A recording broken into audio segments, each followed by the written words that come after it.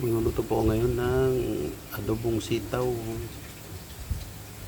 Ito po yung ating sitaw. Ito naman yung aking ricado. Bawang, sibuyas. At saka ito yung konting twist ko. Nilagyan ko siya ng bell pepper. Gusto ko kasing may bell pepper yung kinuluto para mabango. Ito na ating panghalo na pork. Ilagay ko sa kawali para lumabas yung kanyang sariling mantika at siya na rin gamitin kong panggisa doon sa mga ricado. Hindi na ako gumamit ng cooking oil.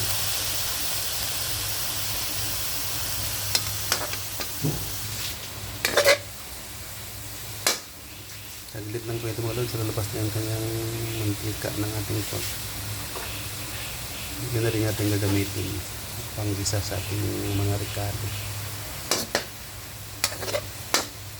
Hindi tayo gamit ng cooking oil para mix ang ating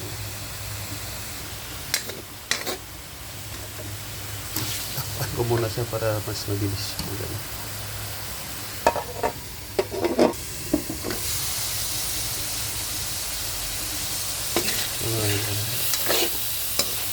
Bawa na ng konting ating pork. May konting mantika na siya.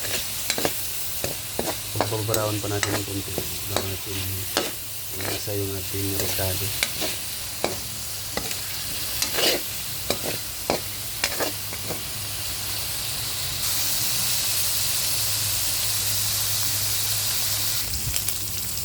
Medyo brown na po ng konti ang ating pork. Tatabilin natin siya ng konti para gisayin natin yung ating ricado. Yan, lagay ko na yung ating sibuyas. So, yun.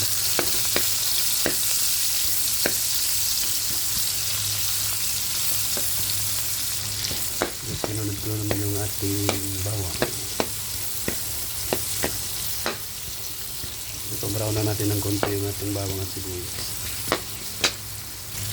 Ihalo na natin siya.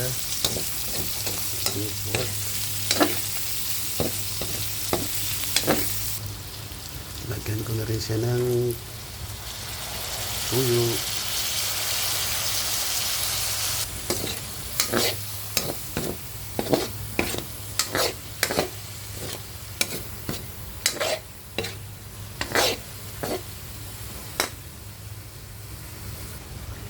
Tsaka lagyan ko rin siya ng suka. Huwag masyadong marami para hindi gaano maasim.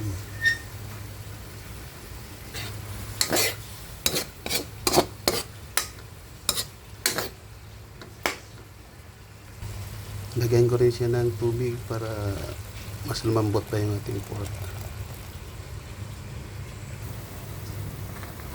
Ilagyan ko rin siya ng paminta.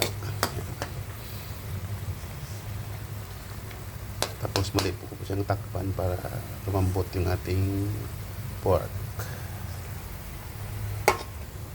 2 to 5 minutes lambot na po yan siya.